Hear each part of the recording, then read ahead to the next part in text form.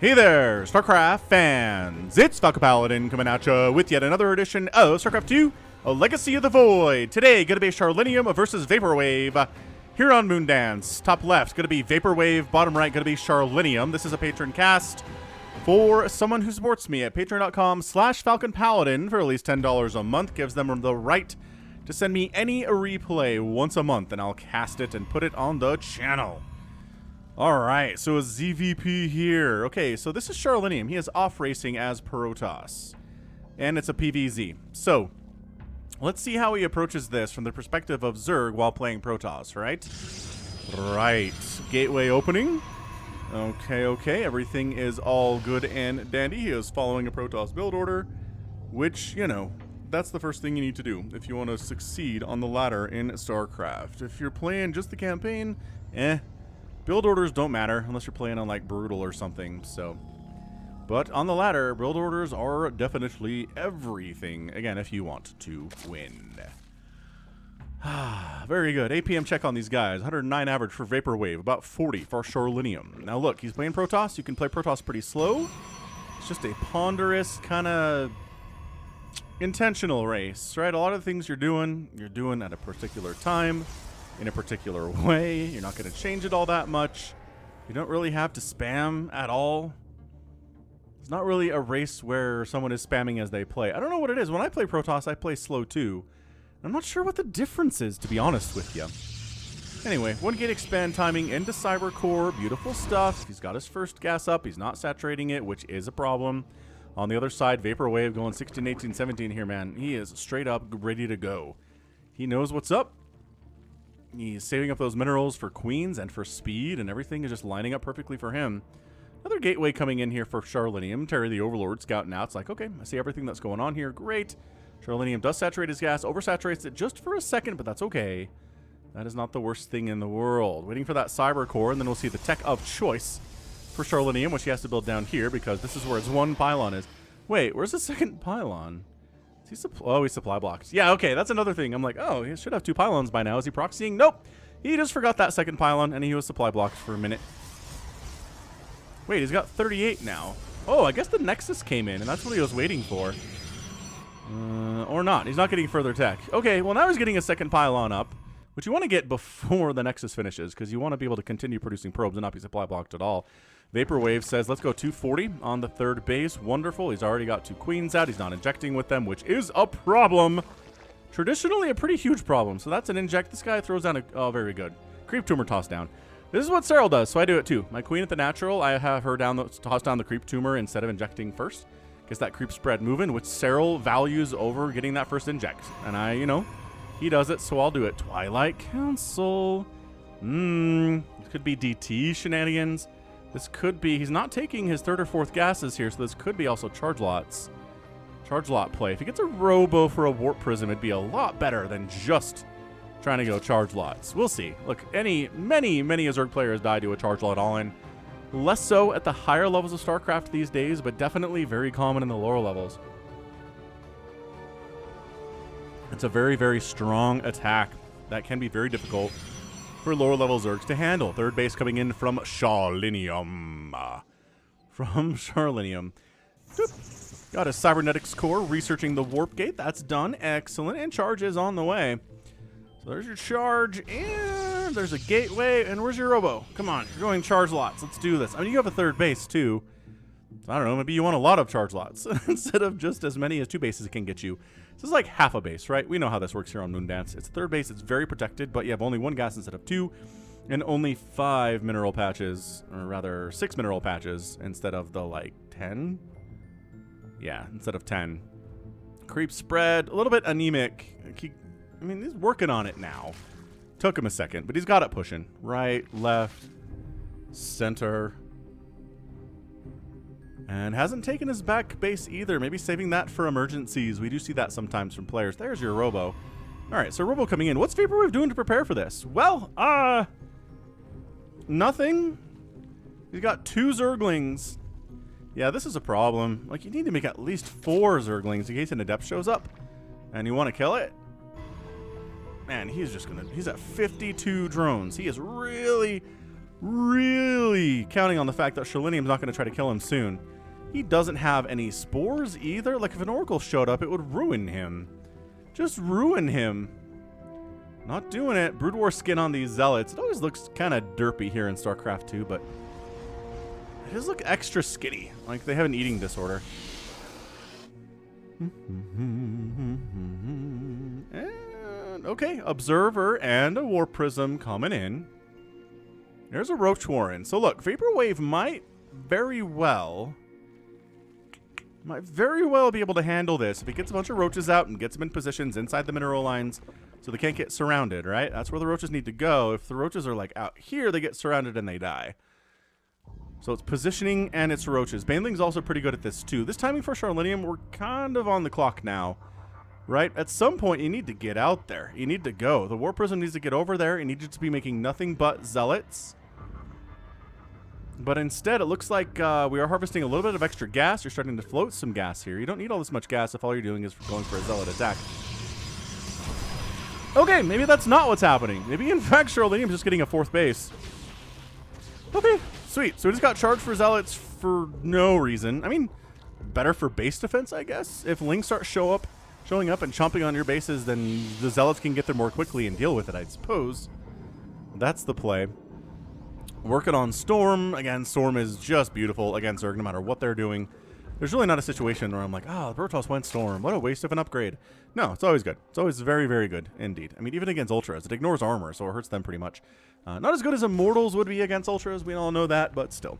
Storm is great at the lower levels. It's amazing at the elite top levels. It's also very good here in the mid-rank madness-esque level of StarCraft. Creep spread, pushing down the left side and the middle and everywhere.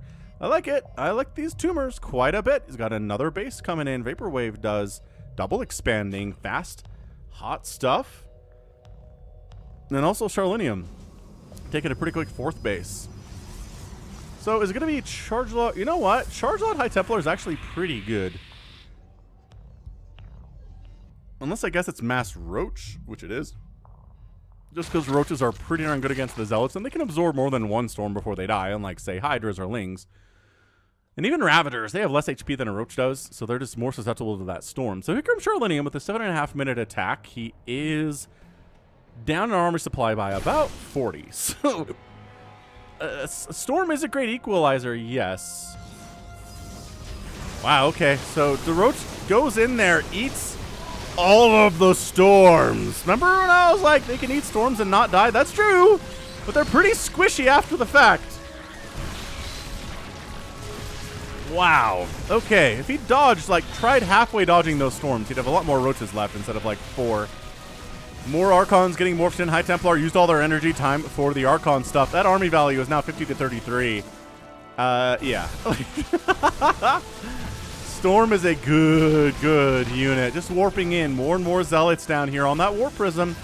And again, the roaches are not in a position where they can't get surrounded. They are getting very easily surrounded.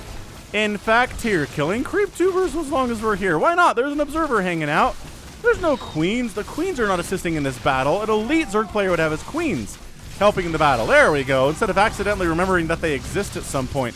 This Zergon's got 8 kills. Not bad at all. Yeah, they wipe out this 4th base of Vaporwave, but now the queens are involved. And look, they're taking down the observer. Sweet. That was nice. Okay, so he lost a base. He lost a lot of roaches. 47 roaches died. But charlenium doesn't have a whole bunch behind it either. How many gateways does he have? That might be a problem. He's got 1, 2, 3, 4, 6. He's got 6 gateways on 4 bases. Okay, so you know you need more gateways. There we go. More gateways coming in. You can spend your 2,000 minerals on zealots way more effectively if you have 8, 10, 12 gateways on 4 bases. I mean, honestly, yeah, 12 to 15 is what you want on 4 bases, if not even more than that. If you're just going for this gateway heavy stuff, which you definitely are. Maybe moving into Colossus would be bad. Immortal production would be good here too. There we go. Immortal's coming in to deal with the roach count that Vaporwave is definitely very heavy on. So Vaporwave's still okay. He still got this base down here. He didn't lose any drones during that attack. Wait, I lied. No, he pulled him. Nice. He didn't lose any drones at all. So he's still at 61 workers. Charlenium's at 75. Woof! Charlenium. Really going crazy on the economy here. Very nicely done. Again, a Zerg player playing Protoss.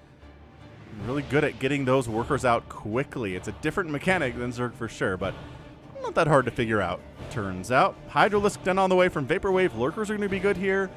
Ravager's going to be really good here, too. It's 62 to 44 army supply. So this is where, again, a Zerg player doesn't quite recognize that he's got enough army to do some damage here. But I'm sure he's just like, oh, the storm. I ate a storm with all of my roaches, and they were all injured, and then they died. It's like, yeah, you got to try to dodge them. I mean, reducing the damage at all is way better than just sitting there and eating 100% of a Psystorm damage. I think we're all pretty well aware of that fact. Yeah, so this new base of Vaporwave down this left side, it's 6th, I think. Whatever. It's dead. I don't think it was ever saturated either, so that's not even really a big deal. You know what? I think this one wasn't saturated either, so that's why there were no drones to pull. Entirely possibly. I don't know. What are the upgrades here? You got a very nice 1-1-1 for the Zealots and the Archons and the Immortals. Got a no upgrades from the Zergies, working on +1 missile and +1 carapace for the ground. So he's there we go. So 1-1 kicks in. Right as I'm complaining about it. Okay, so he's got 1-1. Pretty bad position for Zealots to try to attack in, but the Zerg backs off anyway. He wants the Banelings to hit the Zealots. There we are. Banelings hitting the Zealotes. And then if the High Templar aren't going to toss down storms, there we go. Oh, he dodged it. He dodged the storm this time.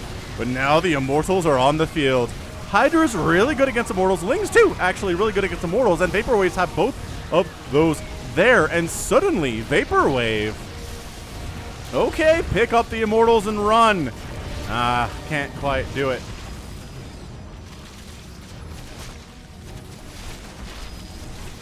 And Zealots taking what they can with them, but allowing the War Prism to escape as it flees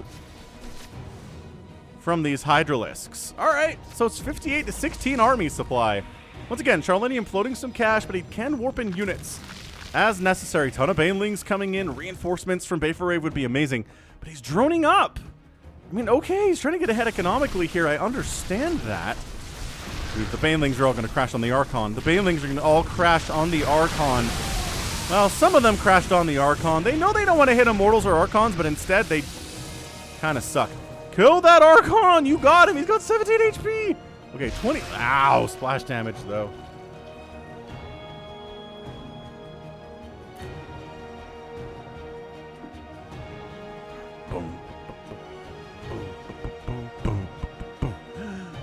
Okay, Vaporwave is working on 2-2. He's just started 2-2, which is a problem, because 2-2 is further along here for charlenium. Charlenium's got extra gateways, ton of cannons up. He only made those 2 extra gates, though. I don't know. His money's under 2,000 minerals. He's not floating like 10k cash or anything. But triple upgrades coming in. Love that. That's really nice. Creep spread, kind of forgotten for a while. Vaporwave thinking about expanding down here. Can't afford to do so, just choosing not to. He's going to take this 12 o'clock instead. Maybe he'll come back to this drone later. Who knows? Lurker Den coming in. Infestation Pit coming in. There we go. There we go. And yeah, charlenium expanded during all of that craziness. So he is a 5 basing Protoss. I mean, again, it's half a base down here, so it's like a 4.5. There we go. Taking a base at the 6 o'clock. Love that idea very, very much. And there we go. Vaporwave expanding down here, too. So it's 87 to 80 workers. Both players are droning and probing very, very well. Very impressed by that. But look at this action. I think we're going to see some Colossus. Disruptors might be a little bit too dicey for a Zerg player who mains Zerg to play Protoss and use Disruptors. They're a little bit titchy to use and kind of a little bit weird, right? Colossus to just kind of go. And still really effective. And if the Zerg player doesn't have any Vipers or, I don't know, like Ultralisks or something, Colossus are going to be great.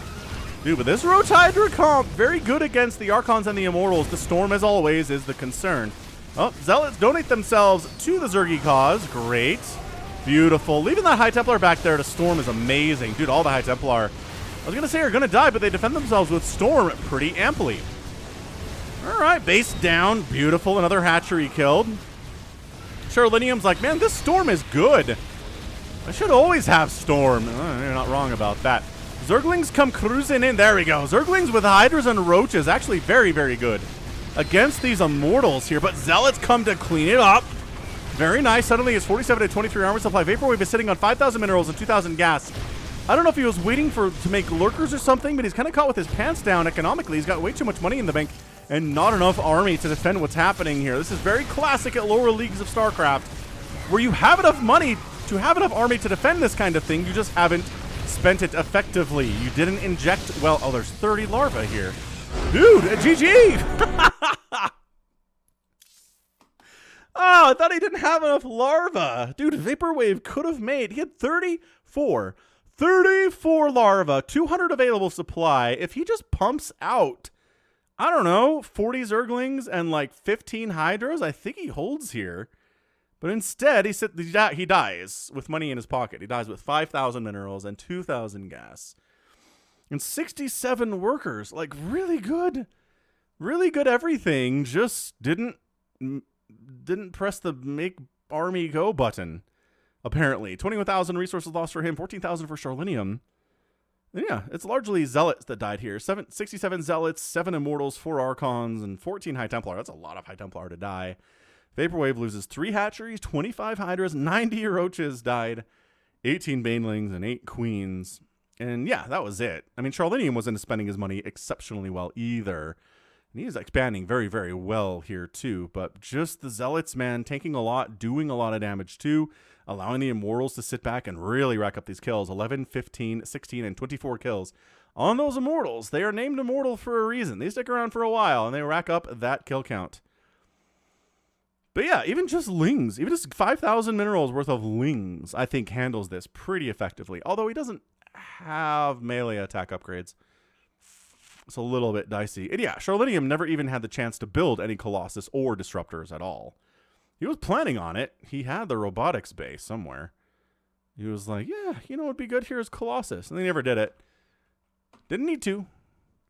Got that win. So good. Again, the timing on the attack early was a little bit late, but that's okay. Really fantastic compositional choice. The storms were amazing. He's like, the storms.